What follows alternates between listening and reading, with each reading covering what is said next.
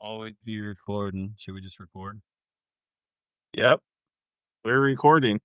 No, we're not. Yeah, we've been recording. Been recording the whole time. Oh, So have we really? yep. That's Oh how boy. you want to roll? So you can start the official thing at this time. The podcast. The speech, guys. Wait, we're recording already? Oh my gosh. Well, here we go. This is the big speech. We're in World War II. Matt Schultz is up. What do we got? All right.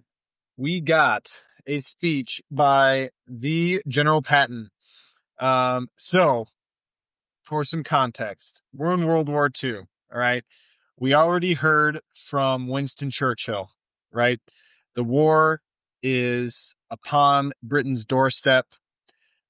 Germany has quickly gone from invading Poland to, and Britain is on their heels, and they're about to start a tenacious round of bombing. Then we heard from Franklin Delano Roosevelt. We heard of him talking about the day that lived in infamy. That is Pearl Harbor, the catalyst for America's entry in the war. Right? So we heard from those two. Now, America is declared war. We are stationed in England, ready to launch the counterattack against the Germans. We are on the eve of D-Day. Soldiers, the American soldiers are green. They haven't seen any battle yet. They've been training to prepare for this, and they haven't been told any details yet.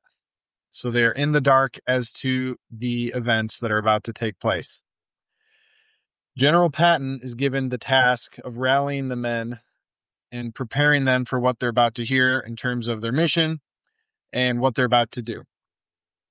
So, why I chose this speech, one, I think just chronologically, I mean, it's sort of the next big event.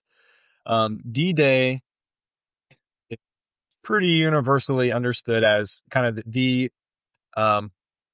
basically the initiation of the counterattack, the initiation of America's involvement in Europe, and one of the more memorable occasions in American military history. And General Patton is certainly one of the biggest personalities in American military history.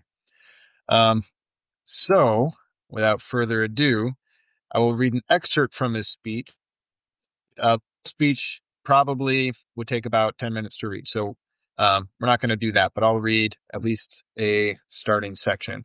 So this is Patton, 1944, right before D-Day. Yes, June 5th, 1944, right before D-Day.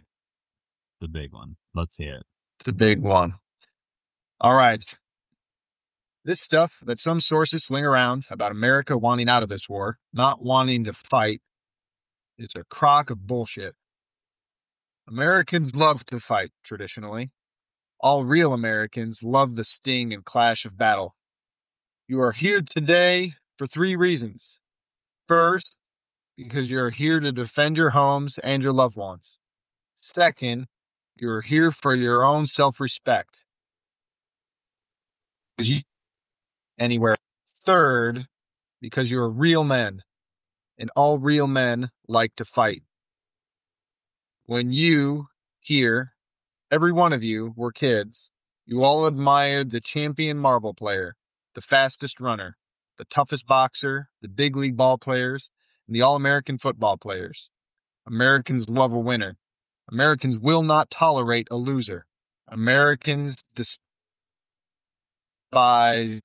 Americans play to win all of the time. I wouldn't give a hoot in hell for a man who lost and laughed. That's why Americans have never lost, nor will ever lose a war, for the idea of losing is hateful to an American. You are not all going to die. Only 2% of you right here would die in a major battle. Death must not be feared. Death in time comes to all men. Every man is scared in his first battle. If he says he's not, he's a liar. Some men are cowards, but they fight all the same as brave men. or they get the hell slammed out of them watching men fight who are just as scared as they are. The real hero is the man who fights even though he's scared. Some men get over their fright in a minute under fire. For some, it takes an hour. For some it takes, but a real man will never let his fear of death overpower his honor, his sense of duty to his country, and his innate manhood. Battle is the most magnificent competition in which a human being can indulge. It brings out all that is best and removes all that is base. Americans pride themselves on being he-men, and they are he-men. All right. So there we have it. General Patton's speech. So I gave a little bit of brief context for the speech, but I think a little bit more might be helpful just for the general state of the war. So who's got a little bit of background about the European engagement in the war thus far and America's initial involvement? I'll take a little bit of that. Oh, Ross, you got it? yeah, I'll take a little bit of this. You lead. Okay. Yeah, you lead the way. Okay, so just something to think about, I think, that's helpful is quite a bit of time has passed between Pearl Harbor and the day of this speech. So Pearl Harbor, December 7th, 1941. The date of this speech, June 5th, 1944. So, I mean, you have several years past between those Pearl Harbor and this event. So what's going on? Why did it take us so long to get to the point where we were finally ready to launch this big invasion into mainland Europe? So, a couple of things. Obviously, some of the bigger battles or more well-known battles in between Pearl Harbor, so kind of America's entrance into the war, and D-Day, a couple of them actually happened in the Pacific theater. So you've got the Doolittle Raid, the Battle of Midway, some pretty large-scale fighting done in the Pacific theater. The other thing is, it was a pretty intimidating thing, not intimidating in like a weak way, but just a challenging task to get into mainland Europe. So they had started thinking about this invasion, and what ended up being D-Day, I mean, the year before. Well, but it wasn't like, it was just like, hey, let's do this. This had took a ton of time, a ton of planning to get this done. In this time period, which is some of the time where Patton actually, not that he was made well known, but did some things, we kind of went the North African route and kind of tried to come up through the Mediterranean in through Italy. So Italy had already surrendered before D-Day. They had surrendered in September of 1943. So a lot of fighting was done both in the Pacific, North Africa, kind of trying to move up into Italy before we were finally ready to launch the full-scale invasion into mainland Europe. Just another thing too I found kind of interesting, just one of the major turning points in the war was the Battle of Stalingrad, which was started in late 1942. I think it went into 1943, which is a huge scale, long battle between the Soviets and the Germans. So anyway, so there was a lot of things going on. A lot of time had passed before they were ready to finally launch this invasion, D-Day. But push comes to shove, to win the war, eventually we had to get into Europe and to go conquer. I mean, we needed to get to Berlin, if you will. So, that was kind of the setup, the approach to D-Day. So it took a ton of planning. Like I said, it just took a long time, longer than I guess I expected, kind of going into it. So I think the Germans knew D-Day was coming, or not, maybe not the day of, but they had actually, what was it called? The Rommel, I forget his name, but a well-known German general was kind of tasked with creating this pretty much wall to keep out any sort of invasion, right? The Atlantic Wall. Well If I named. may. The Atlantic Wall. Might have fun facts about the Atlantic Wall. I have several fun. The Atlantic Wall. You know, I'll tell you what. It is an interesting thing. You know, we see those pictures of Normandy, those kind of funny looking fences, and like, what in the heck is going on there? That's the Atlantic Wall we're looking at, 2,400 miles long. My gosh. I mean, I don't know what it says about countries that build walls, but there you have it. required 200,000 laborers, $200 billion in today's money, the roughly same amount of concrete required to build 1,100 Yankee stadiums. And even the gentleman who designed it, a gentleman, that's sort of an extension of the word, Rommel, as Ross referenced there, he was gravely concerned that it would even function, and it clearly did not. It took just one day for the Allies to get through that Atlantic Wall. So yeah, just sort of an interesting thing. That's what the Americans leading the way were facing as they got out. Hey, Patton, he referenced how many people were killed or like how many people should expect to die on D-Day. He threw out the number 2%. I was astounded and intrigued to see that that's about exactly how many were killed on D-Day. 2.5%, judge about 150,000 soldiers, and about 3,000 or 4,000 of them died on D-Day. So Patton knows his stuff. I will say though, to that number, when you hear the 150,000, that's the total people we pushed through. So some of those men, not that it wasn't brave, I'm not saying that, but like it wasn't like we sent all 150,000 the first 10 minutes. Like it was waves and waves over the course of the day. So just to throw out, if you're talking percentages, the first line of people that went, I'm going to guess well over 2%. yeah, that's were killed, if that makes sense. But I also found it interesting, like Patton's role or kind of unrole, but secret role in D-Day. Did you guys research that much? I found it quite interesting. What do you No? Okay. So George Patton was he was a well-known figure. A lot of people said he was the one that the Germans feared the most. So I don't want to get too much into the Patton biography in case other people have some stuff to add to it, but he was a career military guy, fought in World War I, blah, blah, blah. It was very big. I mean, a big name by World War II, and he had some success in this campaign between, we'll say, kind of that North Africa. Like I think the Sicily campaign trying to get up into Italy.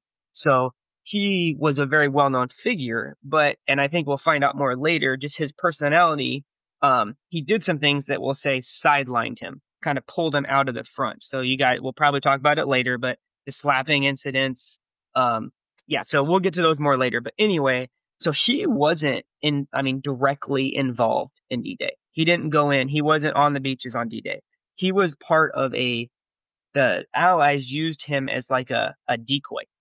So because of his name, because of who he was, because the Germans in a way, quote unquote, feared him, he was based in England talking to these troops, getting them ready, and the goal was to kind of divert Germany's attention, and they thought they were going to attack in a different place.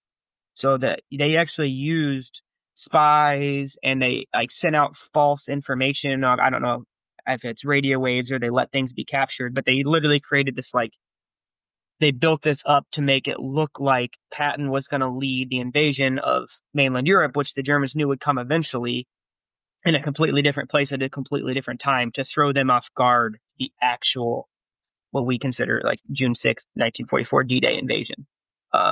Which I found that quite interesting because I'd never heard that, but I thought it was cool. Dang. Yeah. No, that's really cool. And how long was Patton in North Africa? And I guess I think that now might be a good time to kind of hear a little bit more of that background and maybe why he got sidelined and a little bit more of the personality of Patton. Because I think understanding the personality, I think, gives a lot of richness to the speech itself, especially when we get to some of the less savory or less we might talk about later on. So, like, what's a little bit more about Patton the person and his successes or lack thereof, or controversial situation in North Africa? And did his time in North Africa overlap with Indiana Jones in North Africa and Raiders of the Lost Ark? Did deep thoughts from Mike Schaefer.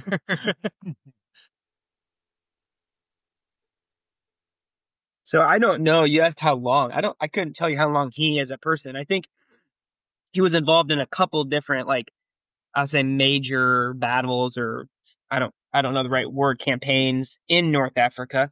So I don't know. I mean, 1 year, 2 years, exactly how long it was, I guess. But to jump into, I guess, Patton the person, then, couple just quick things. He's a military man. He went to I forget, some military school in Virginia before going to West Point. So I mean, he was kind of a career military guy. He fought with General. Well, I don't know if he was general at the time, but Pershing. So just a little, not fun fact, but interesting fact. So we had a little skirmish with Mexico, which General Pershing was involved in going after Pancho Villa, um, out of, I think, New Mexico or somewhere in that area. And Patton, that's in his very much younger days, pretty much like asked to be part of that. He wanted to be involved in the fight from the get go. And interesting story that I think shows his personality from even those days. He kind of went on not a solo raid, but him and a small group of guys went on some, I don't know if I'd say a mission, but they were involved in something and got in a skirmish with some of these, I guess, Mexican, I don't know if they were soldiers or what you would call them, but literally came back with their bodies strapped to the hood of his car. So just something that you wouldn't really think of as like as a thing today. Anyway, he fights in World War One. That's when he kind of got into, I think he was part of I don't know the terminology, but kind of the beginning of tank warfare. He was wounded in World War One. Came home, obviously, after that. At some point, he developed a relationship with Dwight Eisenhower, which is kind of interesting.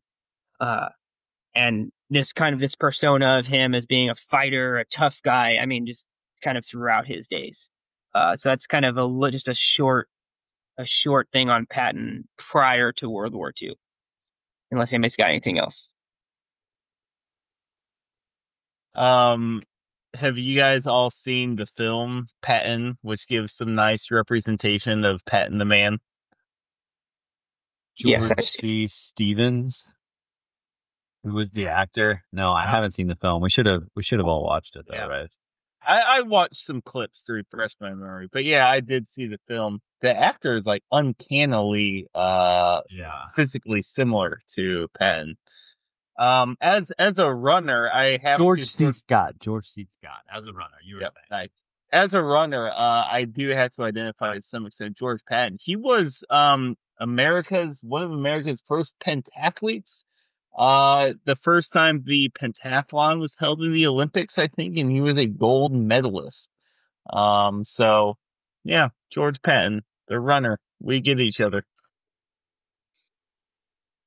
Sorry, I'm gonna not correct, but just to I feel like I said my last thing quickly. On the raid where they returned with people strapped in his car. I'm gonna read just a quote from a short. Now this is just a website biography of Patton. Leading an expedition of 3 cars and 10 men whose mission was to buy corn for the soldiers in camp, he organized an impromptu raid that netted him one of Pancho Villa's officers, and 2 banditos shot down in a gunfight. Patton armed with a revolver and a rifle. Patton and his men returned to camp with the corpses of the Villists strapped over the hoods of their cars. He was promoted to first lieutenant. That's what it says. I feel like I was kind of unclear on that, so I wanted to clear it up. I do think, yeah, just some of the things that I think, just understanding him and his personality, some of the things he did, I don't know not that we can't be objective in how we view them, but just it's a completely different world and culture, and like, yeah, most of the things he did would not be accepted, I think, today. When we get into these type of, we might talk about some of these incidents more. Which incidents? I'm curious. You guys have like punted on it twice, something slappy or whatever. What are we, the Chicago Bears, punting all the time? Well, of course, there is the scene in the film Patton, which happened in real life, where I'm pretty sure, now I don't remember the difference between movie and real life. No, where he called out the soldier for battle fatigue, as it was called. Which I mean, yeah, is not a visible injury, I suppose, but he called him out for being a coward and kicked him out of the hospital and sent him to the front lines. I mean, as it's represented in the film Patton. And he apparently got a rebuke from, not President Eisenhower yet, but General Eisenhower. So there's one instance of he also, I think, killed a man, one of his own soldier. No, yeah, one of his own soldiers. I think he hit him over the head with a shovel because he was not working fast enough. I think that was like World War I or something like that. But yeah, there's like, yeah, it's a pretty compelling anecdote. I can't speak. I don't remember hearing that he killed someone, but Yeah, that's this the incident with the battle fatigue, or sort of, I don't know if it's like an acute PTSD. I guess I don't understand it well enough. That actually happened twice. At least one of the times where he physically struck the man. So you've literally got a soldier that's been fighting and has some pretty severe mental things going on, and twice one of them he physically hit him and pretty much called him a coward, and you got to go back to the front lines, and kind of the row haha where you got to be a man attitude, that without really probably understanding what the guy was going through. Now again, did he really know? Because did they have as much knowledge of it at the time? Probably not. So I don't know if it's fair to judge him by how much we know today, yet that kind of just fits with his overall personality, it seems like. To be fair though, like it wasn't up until, I mean, it's surprising the degree of free agency that even a soldier would have in the army. Like, you don't have to be on the front line. You can run like a coward back, um, and get out of the war. Like, even in American World War II, like, if you want to leave, I think maybe you could have. It's just like you'd lose your honor and like wouldn't be honorably discharged. And so I would have thought like there would have always been like, you're over there, you have to fight. Literally, you wouldn't have even an option of like running back. So for the fact that it was like the 40s and Patton's known negatively for like slapping two guys and like sending them back to the front line, I don't know, that kind of surprises me that even then it wasn't, you should have let them run. Like if they didn't want to be there, they didn't have to, or they had a mental handicap. Like, kind of cool he was reprimanded a little for that. I wouldn't have ever thought that that would have been the case. You don't think it would have been the case that he would have been reprimanded, or that that would be like a common mentality still? Oh, both. Maybe it did happen a lot. But I don't know. That strikes me as like, I could just always assume like if you had to go over there, you had to like fight to the death, and perhaps that wasn't the case. Sure.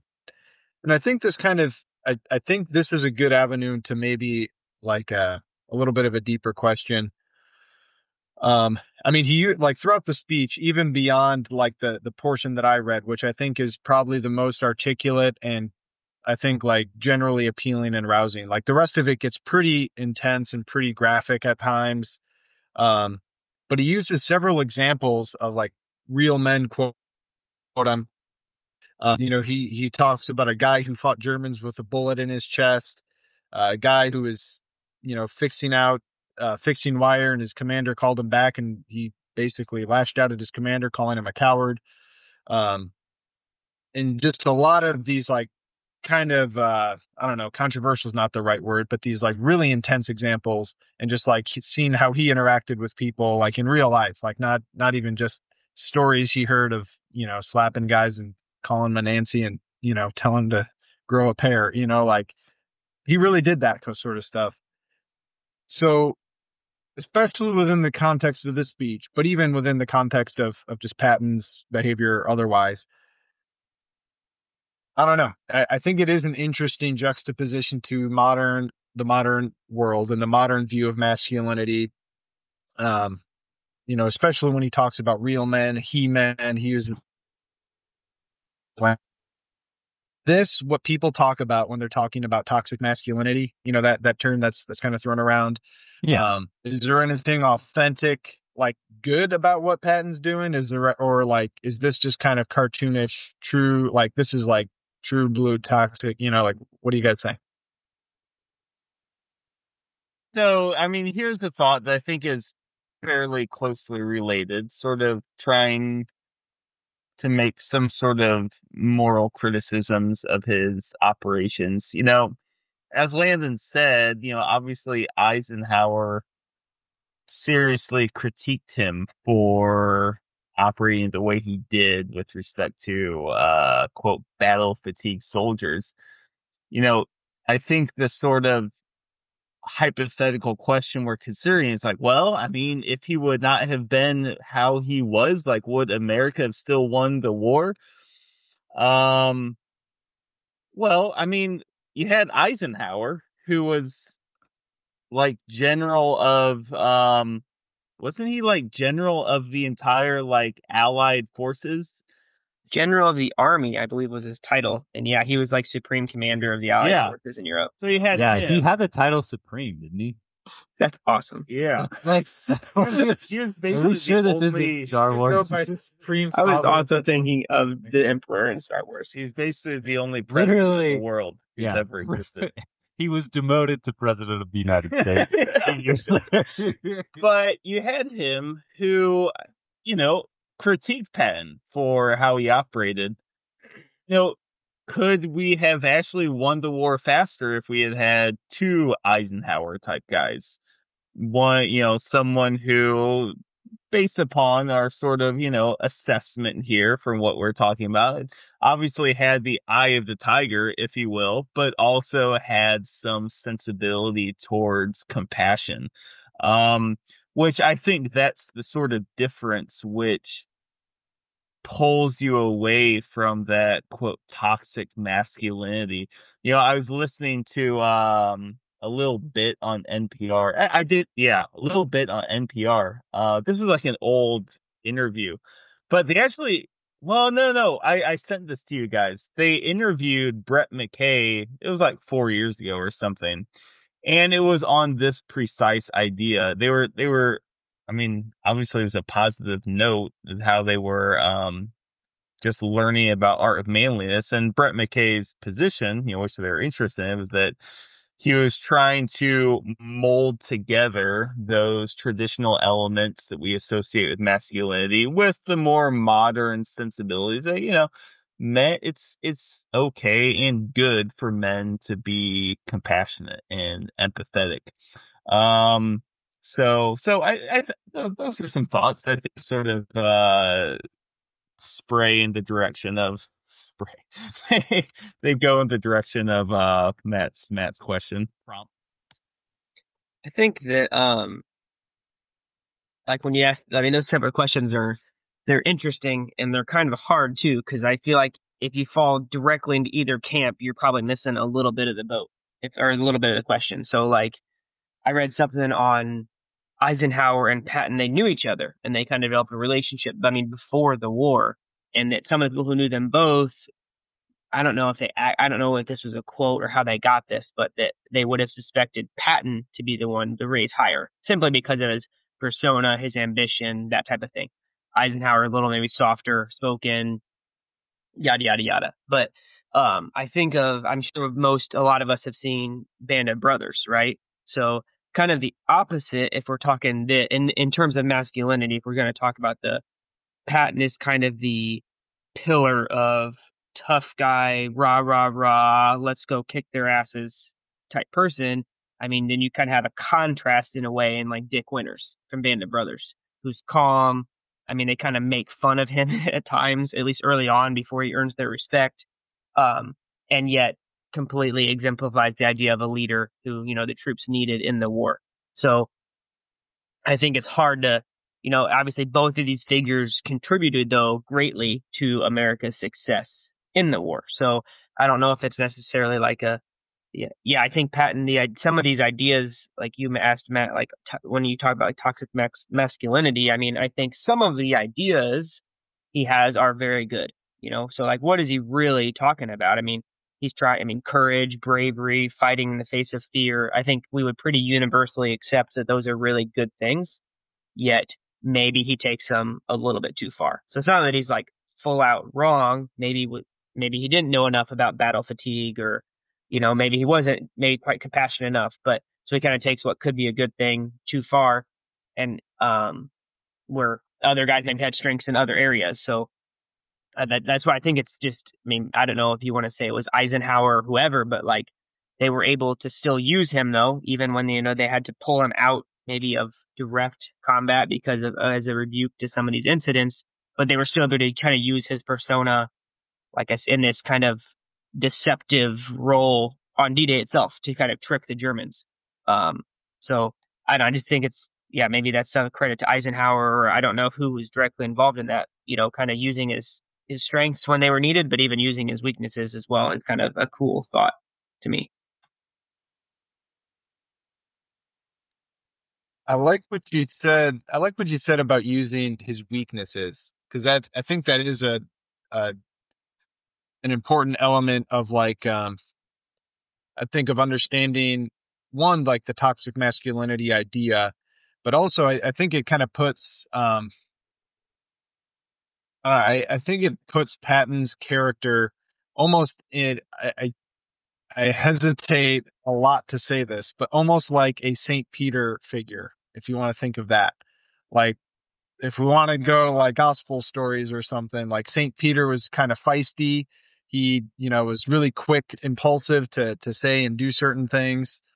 But he also like screwed up colossally too, you know, that kind of impulsiveness, bit him in the butt. But at the end of the day, like, um, he's still like, a saintly figure. He's still a man who kind of like brought himself together and was used for good.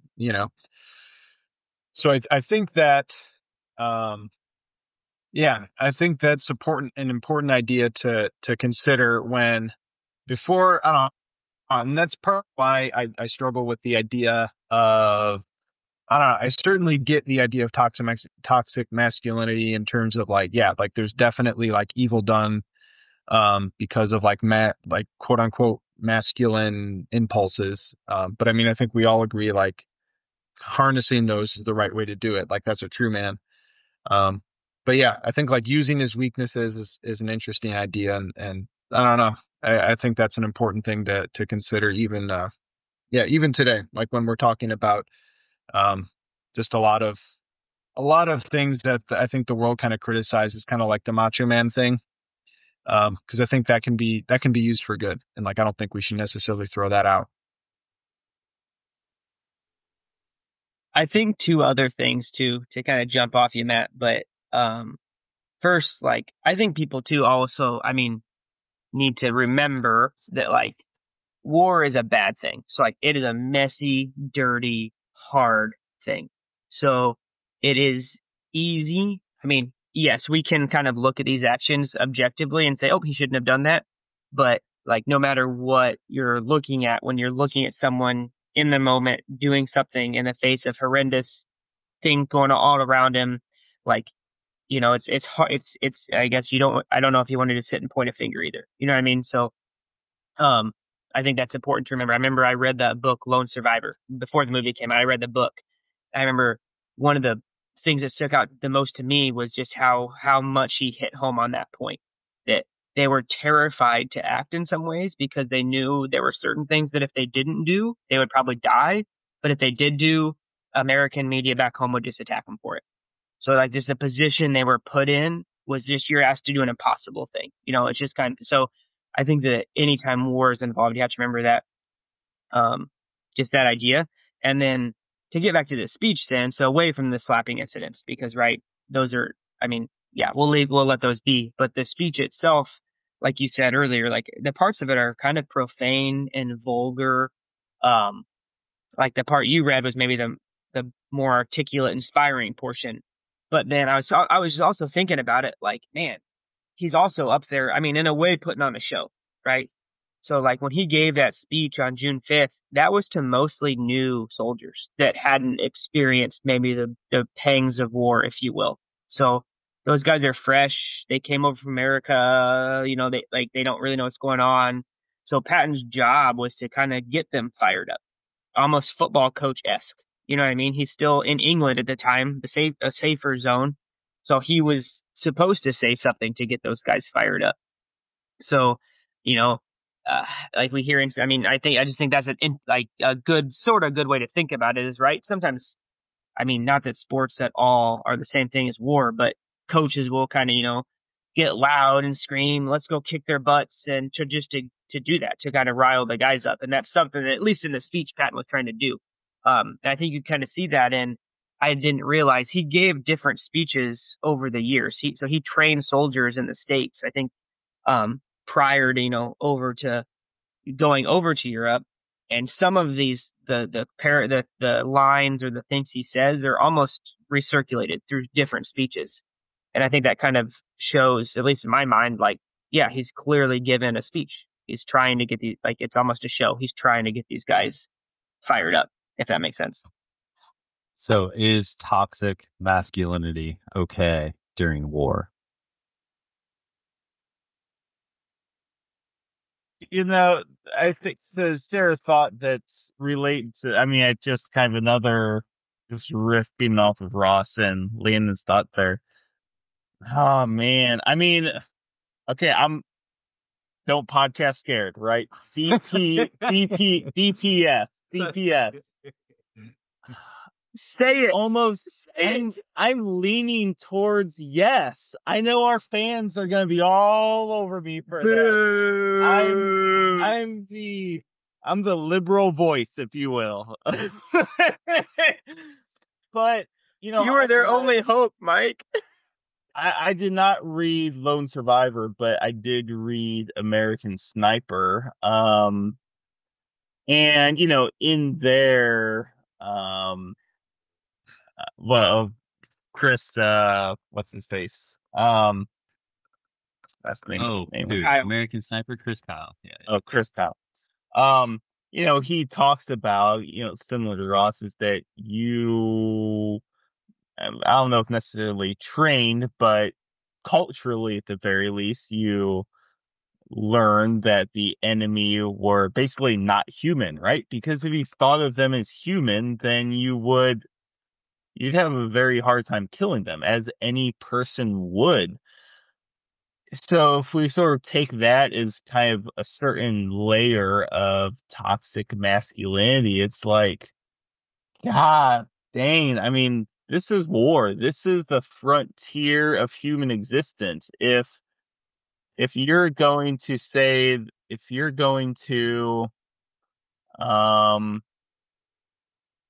hold back in the aggressiveness which you fight this war. That's obviously not to say you kill civilians, but you hold back in your aggressiveness with which you think of the enemy.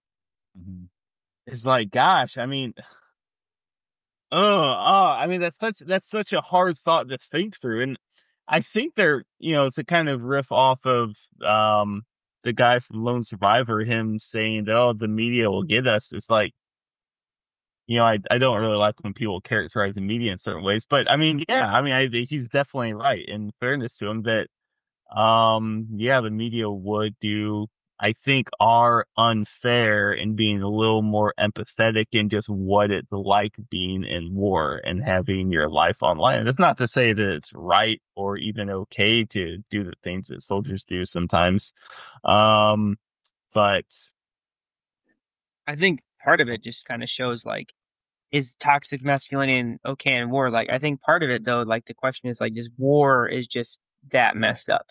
Right. Like, we shouldn't have war. Ideally, we just don't have it because, like, it's not a thing humans should be doing. Like, I don't know. Like, I don't know how to articulate it well, but it's like, yeah, like, I'm not a pacifist by any means. And, like, yeah, there are certain situations where I think that's kind of the only answer. But, like, when you get into those just dirty, messy situations, like, there's not a good answer. Yeah, given the the game is a world war and the enemy may or may not be exterminating a race, and they're humans and we're humans, and we both know the deepest, darkest parts of us, like, you probably have to get in front of a crowd and make sure you unleash that in your team because it might be unleashed in the other team. Um, And and yet, that's the parameter of the World War II game. As society goes along, can we like make sure they come back to America and are berated by the media and like, hey, you can't keep that toxic masculinity going in a functioning society. Kill it. And we're also going to very much try to kill the next war with, you know, uh, criticizing everything that happened in the last one. I think that's a healthy feedback cycle to pursue to diminish the next war. But if a just one is unleashed, I think there's a niche for understanding the worst parts of us and making sure that at least good edges out the lesser good. I think something that my last thought on it, I guess, but like, so C.S. Lewis talks about, and I don't know if it's Mere Christianity or another one of his writings, but that it's kind of defending the idea of a just war, though. So we can bash war and say it's terrible, but he kind of defends the idea of a just war. And I think he says something, paraphrasing, obviously, but to the effect of like, yeah, I can, I hope I will fight against this man in war, knowing that we're trying to kill each other. And I hope that if we're both in heaven, we can shake hands someday. So he's kind of using that idea to kind of justify the idea of a just war. And that you don't necessarily hate the person across from you. But then I don't know, was it World War I or World War II that they stopped fighting to sing Christmas carols on Christmas? World War One. Yeah. Yeah, like, but then you hear stories like that, and it's just like, gosh, I don't know. Did you guys see Dunkirk? Did you see Dunkirk? I have not seen it. So there's a weird scene like the fisherman from UK is going over to save the English. There's an air fight going above. A German bomber lands in the ocean. He survives. He's swimming. The United Kingdom, Britain guy picks up the German bomber pilot in the water, gets him in the boat, and then continues to pick up all the British soldiers. And so like there's a German POW on this fisher boat. He's got a German uniform on. And they're like, hey, like, hop on. Like, you're on enemy lines now. Like, we're not going to kill you. And, like, can you, like, help load these English soldiers up? Like, game over for you. And, like, I don't know, there's a weird humanity in it under the rules of the prisoner of war, whatever. It was played out in that movie. I don't know if that part was true, but I mean, I think you see similar, like Hacksaw Ridge, right? He saves not only American but also yeah, like foreign soldiers. Even if you think about The Patriot, right? Like, I mean, that's obviously a fictional movie, but you've got a guy, taking care of both English or I guess I said English, both American and English troops. I think that possibility exists, but yeah, I can see it also just being hard for guys to turn on a switch and turn off a switch. Like, oh, you want to kill this guy? Oh, you want to take care of him? Like, that's just and there's a hard place to be. I am like personally curious.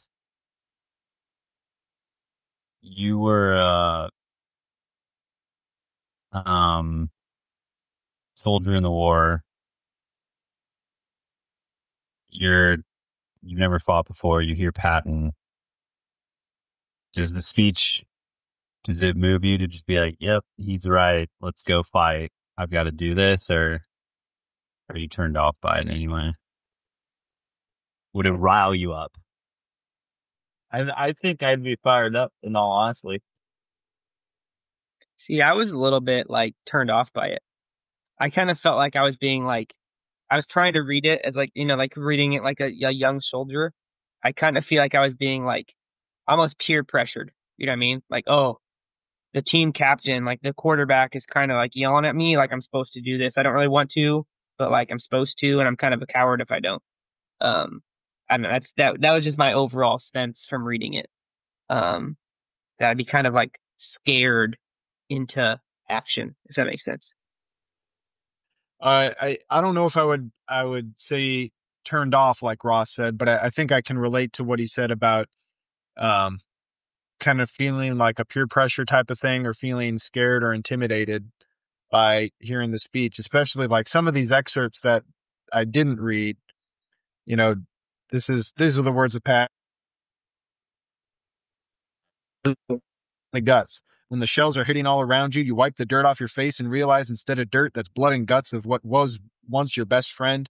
You'll know what to do. Like there's phrases like that. Um, and talking about ripping out their Germans' guts and using them to grease the treads on their tank. Just a lot of really graphic stuff. Like holy crap, man. Like if I'm just honest, I don't know if like turned off would be the thing, but I think there would be something like at least churning inside of me.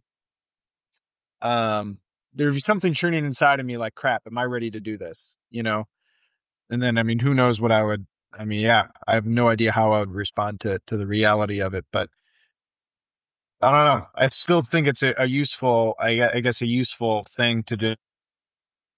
And it's just because it you need to come close to matching the intensity of what they're going to see. The Do you imagery think was a useful thing.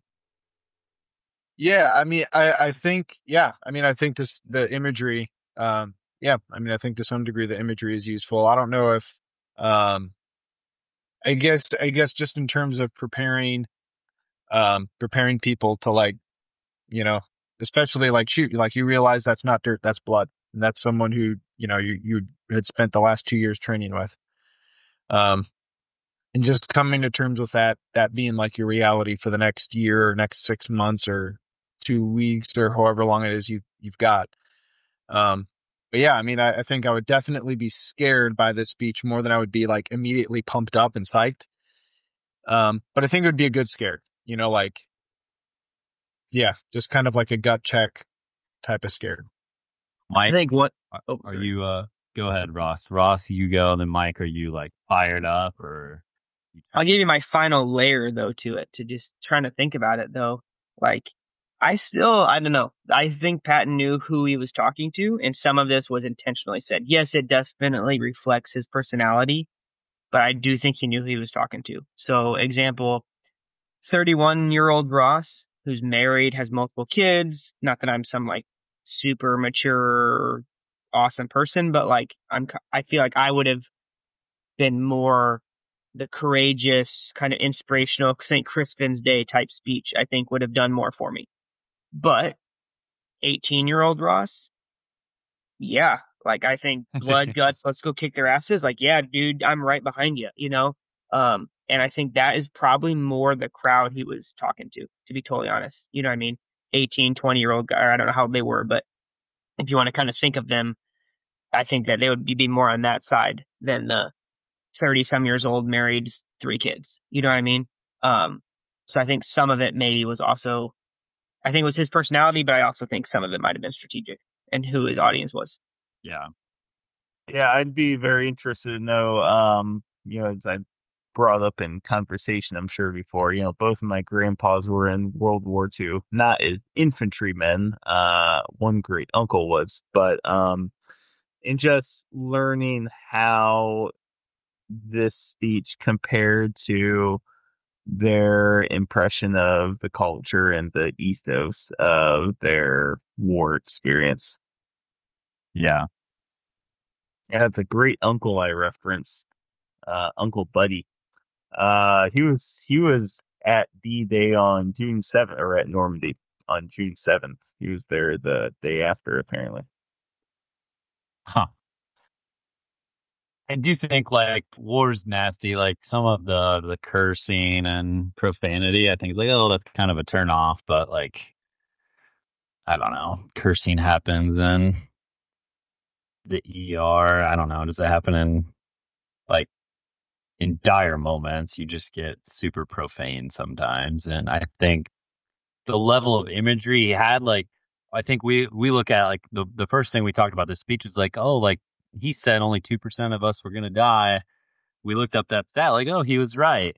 I think if you heard him say only 2% of you are going to die, and then you hear him say all these very vivid stories, it's like this guy has been here before, and you might walk away with be like, yeah, 2 out of 100 of us.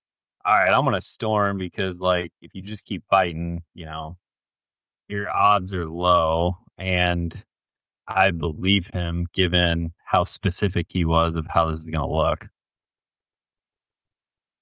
Yeah, I think there was probably some sort of, I mean, just these young guys just looked up to him so much they probably ate, to some extent, I'm sure they ate up what he said. Right. Did you guys watch I mean, I did, just the fact that it was, I mean, again, these weren't guys storming the beaches of Normandy, but the fact that it was the day before D-Day, the day that D-Day was supposed to happen, for a quick fact, but it was obviously postponed to June 6th due to weather. Um, did you guys watch the intro to Saving Private Ryan when we were kind of researching, getting ready for this podcast?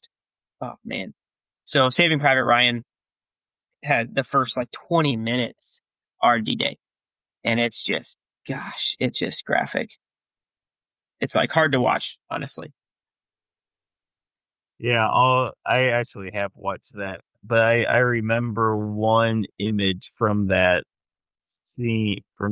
sequence where a guy gets shot in the helmet and he pulls his helmet off like, oh my gosh, whoa, I can't believe I was saved, and then he gets shot in the head. Like, I mean, who knows if I'm sure something like that happened because, I'm sure someone told someone about that story. But yeah, it's crazy. Have you heard the craziest Patton? You know what he believed about himself? Have you guys read this? Oh, yeah, I do. He believed he was reincarnated and he had some crazy, crazy beliefs. I have He, not heard this. Tell me. he did. He kind of, I don't know if he's Christian or not. Like he very much, I think he went and like prayed and wrote down all of his speeches and prayers and had that. He had this very weird. I think in one of his books he wrote all this out, but he believed in reincarnation and he specifically believed himself to have been in every like major battle since the beginning of civilization. He thought he fought with Alexander the Great. He thought he was in the 100 Years' War. He was a Viking. Um, he was with Caesar and Napoleon and whatnot, and like was very specific about how familiar he was with like random towns in rural France on the border of France and Germany. And he had been in this forest 200 years ago with Napoleon, and like therefore was gonna like get his way to Berlin, etc. And very much just like thought of himself as like a mystic eternal warrior on like the landscape of Europe, Asia, or whatever. So that was just a weird quirk about him. I think I'll tie that into, I think we have to read the last paragraph of his speech. May I proceed with reading the last paragraph? Go for it. I think like, this is clearly the Second World War. It's a big deal, largest amphibious invasion of a continent. And he just like plays into that. Like, where else would you, I don't know, need to be in this moment in time in the world, which you can see when there's a war going on, like every 22-year-old feels compelled to like go fight. And he just like plays on that fact. And he says, there's one great thing that you men will be able to say after this war is over and you are home once again. You may be thankful that 20 years from now, when you are sitting by the fireplace with your grandson on your knee and he asks you, what did you do in the Great World War? You won't have to cough, shift him from one knee to the other and say, well, your granddaddy shoveled shit in Louisiana. No, sir. You can look him straight in the eye and say, son, your granddaddy rode with the Great Third Army and that son of a goddamn butch named George Patton. Like, he just like that. I don't know. I think he like found a way to like strike to the tune. Like, this is going like almost like Achilles in the Trojan War. Like you fought with Achilles, and he just built himself up into this mythology. Like you get to go do this with me, and we're gonna make history. And they kind of did. Like, Yeah. See, now I'm fired up. Yeah, good. I changed my mind. I'm going. you fought with Achilles. That's right. So what was the end of Patton? Like what happened throughout the war? And because he died yeah, kind of towards the end of the war. So who has some details about the remainder of Patton's life? Car accident. Died in a car accident very shortly after the war. They didn't show that in the film. It would have been too humiliating, probably. uh, hey, I just got an email from Steve, our producer, addressing some of the belief items that Shannon was talking about. Shed a finer point on them. He was officially a Christian, if you will. A heretic, though, obviously. Reincarnation. Um, but he was actually sort of ecumenical, despite his sort of hard-headedness that we sort of get the impression of. Here's a quote from him, from historyonthenet.com. God was probably indifferent in the way he was approached, but Patton opposed his daughter's marriage to a Roman Catholic, so God was indifferent to all religions except for Catholicism. He actually read the Quran, and I think this is the Hindu text, Bhagavad Gita, or one of the Hindu texts. And they have several, I think. Let me think if there's anything. Oh, here's kind of just a riff on his anti-Catholicism. I had all the non-Catholic chaplains in the other day and gave them hell for having uninteresting services. I told them that I was going to relieve any preacher who talked more than 10 minutes on any subject. I will probably get slapped down by the church union. Okay, that's what I got. Died in a car accident and just put a little bit of salt on Landon's thought of his religious belief. So should we get into the conspiracy? All right, you guys. Yeah, we should. And you have it wrong, I think.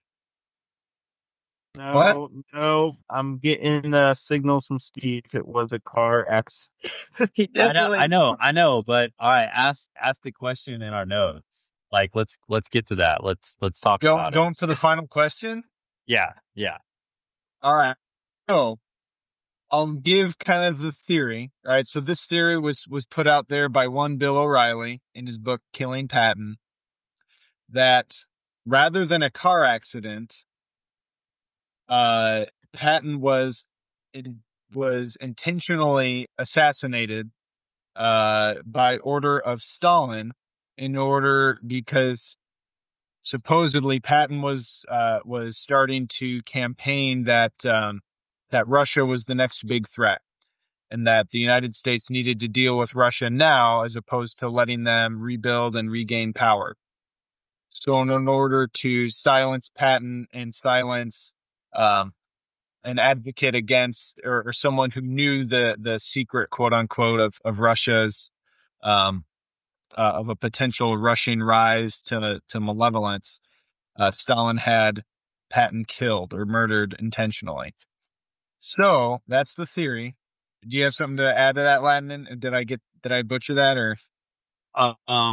First of all, this is a great transition into our speech next week by George Wallace, and a similar move that was playing out in U.S. politics over what to do with communist Russia and how the U.S. would respond. So, to be covered next week. Second, I read that Bill O'Reilly book, and I didn't. I think he was possibly killed for malicious reasons. That even the CIA or whatever it was at the time, like, we wanted the wars to stop. Patton was out there beating the drum, like, fired everyone up, keep the war machine going, let's go on and move to Stalin and Russia. And even like internal U.S. forces are like, dude, it's over. Like, we can't have any more war. Stop beating the battle horn. So like, who did it? I'm not sure. I didn't think it was poison though.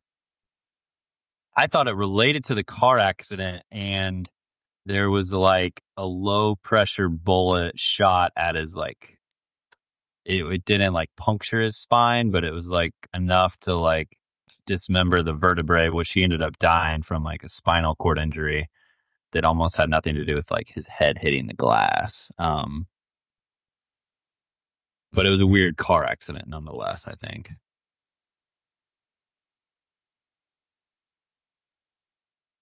Definitely died in a weird car accident.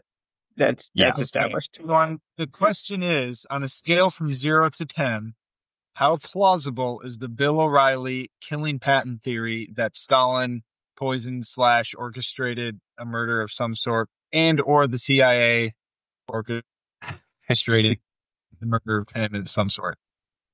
I think Stalin killing him, you'd have to say hi. Stalin killed everybody. And you have what we've already described as the general who Hitler feared the most in Europe with an enormous army saying, let's go get Stalin. Yeah. To say that the guy that you know kills everyone he doesn't like, pointing at the guy saying, this man with this huge army is coming at me. To say that yeah. I'm not saying it happened, but it seemed pretty at least possible to me. Poison sounds a little like odd. I think car accident sounds more realistic. Yeah. He died from his spine being severed almost. How he got there. Well, we'll ask. Based upon Landon's presentation and my research, would consist of the first page of search results for Googling car accident Patton, I'm going to put it a strong 4 out of 10 that he was assassinated. Is 4 out of 10 strong? Really? I think that's a fair. 4 out of 6 is lukewarm. Like that range is the lukewarm range. I'm surprised you said. I'm surprised you gave it a 4. I would have thought for sure you'd give it like as I don't know. I don't know enough to be 100% sure it didn't happen. So I'm going to give it an honest benefit of the doubt. 5 would be pure benefit of the doubt. But it's a conspiracy, so it's probably not true. So we'll take away a point. Yeah, I was gonna say a 2. A 2? Now I was almost gonna say a 1. Stalin was a pleasant guy. He probably didn't do it. Wikipedia search from our producer Steve. It seems. It to me it seems a little far fetched. And it just the circumstances of his death. I don't know. I mean, seem to be pretty well accounted for. Like car accident, like spinal cord injury, like blood clots happen with that. It's like listed as a low speed head on. Like, did the other guys in the car die? No one had any other injuries except for him. Yes. Whoa! 6 out of 10. 6 out of 10. You know what? I'm jumping on board. 8 out of 10. Stalin freaking did it. I think we need Ross and Landon to cover this conspiracy like they covered the JFK shooting on location. Right. Yeah. We should do another episode that's at least an hour's worth with film footage. An exclusive podcast live on location. I'm going to give you guys a quick cut. Yeah. No, not like cut the episode, but we'll cut. That's a signal to cut this out when I said the word cut. We can keep it in if we want. I think it's an interesting topic. We won't get to it tonight, but we've kind of referenced D-Day as the turn of the war. Dude, the Battle of Stalingrad was the turn of the war. Like, we take credit. Yeah, those numbers. Yeah. So I'm just going to read you guys a couple numbers here. American forces lost in World War II, 400,000.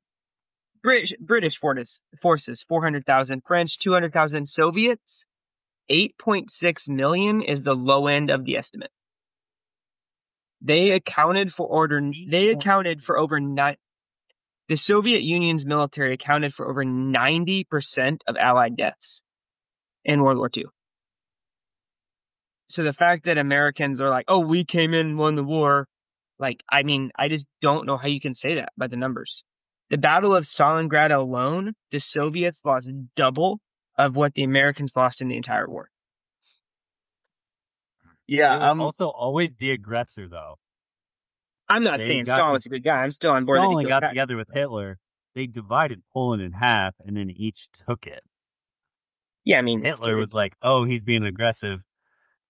No, like whatever. Russia advanced into enemy territory equal to Hitler, and so he was always the aggressor and the ally. And Roosevelt obviously never quite trusted them. yeah, Which is why Patton wanted to go keep on fighting against him because he never trusted him either. yeah. But yeah, those numbers are crazy. I mean, that's like yeah, to run those against their population. 20-fold other allies. Yeah, they lost like 8% of their country's population. That's insane. Dang. Wild. Uncut. Yeah, Stalin did it. 8 out of 10. Nice. All right. Yeah, I Well, think for the most high profile general against Russia to then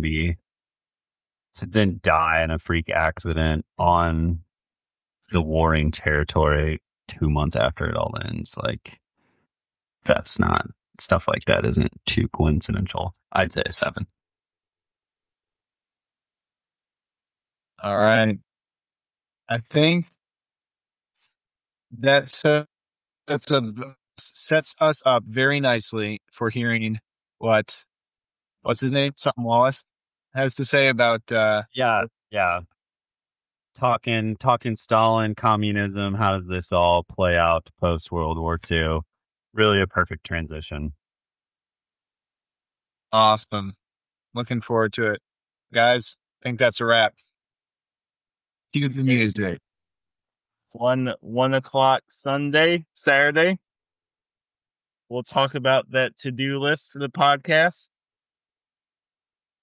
Mm-hmm. Yeah. I can't believe you guys don't think Stalin did it.